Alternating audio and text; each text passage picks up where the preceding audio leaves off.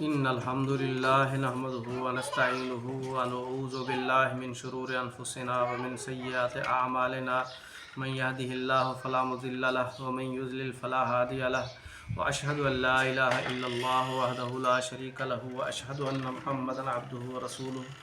اللهم صل على محمد وعلى آل محمد كما صليت على إبراهيم وعلى آل إبراهيم إنك حميد مجيد اللهم بارك على محمد وعلى آل محمد كما باركت على إبراهيم وعلى آل إبراهيم إنك حميد مجيد اما بعد المسلمین کے حوالے سے بات ہو رہی تھی۔ پہلی ویڈیو میں نے بتایا کہ انبیاء علیہ الصلاۃ والسلام جو اپنے زمانے کے انبیاء ہوتے تھے اور ان کے ساتھ جو ایمان والے ہوتے تھے ان کی جماعت المسلمین ہوتی تھی، اور ہر نبی اپنے زمانے کا جو المسلمین تھے ان کا امیر بھی ہوتا تھا، یعنی ان کو امر کرنے والا بھی ہوتا تھا۔ تو اسی طرح آخر الزمان نبی خاتم النبیین سیدنا محمد مصطفیٰ صلی اللہ علیہ وسلم جب تشریف لائے تو اس وقت المسلمین کوئی موجود نہیں تھے، اور اس وقت کفر کا اور شرک کا دورہ تھا۔ تو جب نبی علیہ الصلاۃ والسلام پر وحی نازل ہوئی تو اللہ کے رسول صلی اللہ علیہ وسلم نے اعلان فرمایا، اللہ نے ان کی زبان سے فرمایا کہ آپ کہہ دیں وَأَنَا أَوَّلُ الْمُسْلِمِينَ کہ میں اول المسلمین ہوں۔ تو نبی علیہ الصلاۃ والسلام نے یہ سورہ فصلات کی آیت، یہ سورہ انعام کی آیت نمبر 163 میں ہے، فرمایا وَأَنَا أَوَّلُ الْمُسْلِمِينَ کہ میں اول المسلمین ہوں۔ تو ظاہر ہے اس آیت سے یہ ثابت ہوتا ہے کہ نبی علیہ الصلاۃ والسلام اپنے زمانے کے اول المسلم تھے، اس وقت المسلمین نہیں تھے۔ پھر نبی علیہ الصلاۃ والسلام نے جب دعوت دین شروع کی تو آہستہ آہستہ جو ہے لوگ دائرہ اسلام میں داخل ہوتے گئے، اور اس طرح چند صحابہ کی ایک جماعت بن گئی۔ ہر نبی کو جس طرح نبی علیہ الصلاۃ والسلام اپنے زمانے کے المسلمین میں اول تھے، اسی طرح ہر زمانے کا جو نبی ہے وہ اپنے زمانے کا اول المسلم ہوتا ہے۔ نبی علیہ الصلاۃ والسلام چونکہ اللہ کے آخری رسول تھے، اور تو اس وقت جو صحابہ تھے وہ بھی المسلمین تھے، اور نبی علیہ الصلاۃ والسلام بھی المسلمین تھے، لیکن اللہ کے نبی صلی اللہ علیہ وسلم اول المسلم تھے۔ جبکہ سیدنا محمد مصطفیٰ صلی اللہ علیہ وسلم صحابہ میں سب سے پہلے ایمان والے اور اول مسلم تھے، اور اللہ کے نبی اور رسول ہونے کے ساتھ ساتھ المسلمین کے امیر یا امام بھی تھے، یعنی امیر سے امیر امر سے نکلا ہے، اور امر کے معنی ہے حکم دینا۔ تو چونکہ نبی علیہ الصلاۃ والسلام اپنے زمانے کے امر کرنے والے تھے، اس لیے اس جماعت کے المسلمین کی جماعت کے امیر بھی تھے۔ اسی لیے فرمایا تھا اللہ کے رسول صلی اللہ علیہ وسلم نے کہ جس نے جب نبی علیہ الصلاۃ والسلام نے جو ہے نا مختلف علاقوں میں امیر بنا کر بھیجے، اور ان علاقوں کو امیر کے جو المسلمین تھے ان کو امیر کے حوالے کیا، اور امیر ان کا جو ہے ایک قسم کا لیڈر ہوتا تھا۔ تو اللہ کے نبی صلی اللہ علیہ وسلم کی یہ حدیث بھی کوئی مشہور ہے کہ جس نے امیر کی اطاعت کی اس نے میری اطاعت کی، اور جس نے میری اطاعت کی اس نے اللہ کی اطاعت کی۔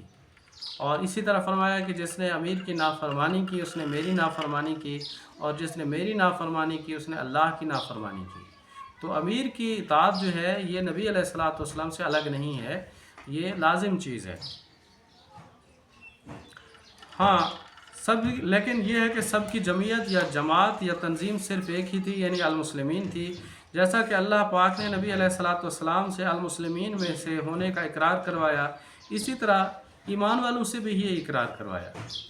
یہ ہے سورہ فصلات 41 کی آیت نمبر 33، فرمایا ومن احسن اور کون ہے جو اچھا ہو،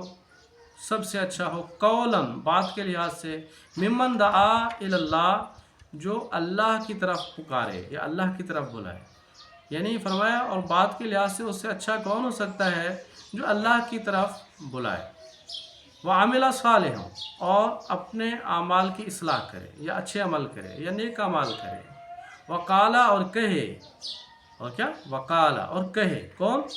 جو اللہ کی طرف بلا رہا ہے اور اپنے اعمال کی اصلاح کر رہا ہے، اور وہ کیا کہے وقالا اننی من المسلمین کہ بے شک میں المسلمین میں سے ہوں۔ تو اس آیت سے آپ کیا سمجھتے ہیں کہ اللہ کی طرف کون بلاتا ہے؟ ظاہر ایمان والا اللہ کی طرف بلاتا ہے، اور جو اپنے اعمال ٹھیک کر چکا ہو۔ اور پھر تیسری بات یہ ہے کہ وہ اس بات کا بھی اظہار کرے کہ میں المسلمین میں سے ہوں، وَإِنَّنِي وَقَالَ إِنَّنِي مِنَ الْمُسْلِمِينَ، اور کہے کہ بے شک میں المسلمین میں سے ہوں۔ تو ایمان والوں کو چاہیے کہ جب وہ اللہ کے راستے کی طرف بلائیں اور اپنے اعمال کو درست کر لیں، تو ان کو بلانے کے بعد اس بات کا اعلان کر دیں ان کے سامنے کہ وقال اننی من المسلمین، اور یہ کہیں کہ میں المسلمین میں سے ہوں۔ یہ کیسے ہو سکتا ہے کہ نبی علیہ الصلاۃ والسلام قرآن مجید میں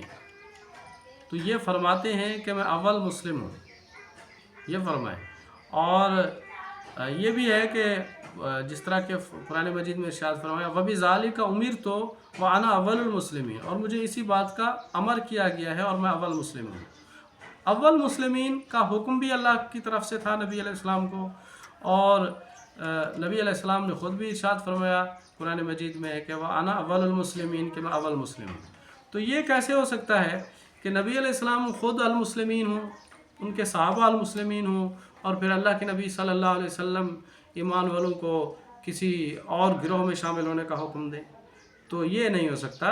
کیونکہ نبی علیہ السلام نہ صرف آخری نبی صلی اللہ علیہ وسلم بلکہ ان سے پہلے جتنے بھی انبیاء تھے وہ المسلمین سے تھے،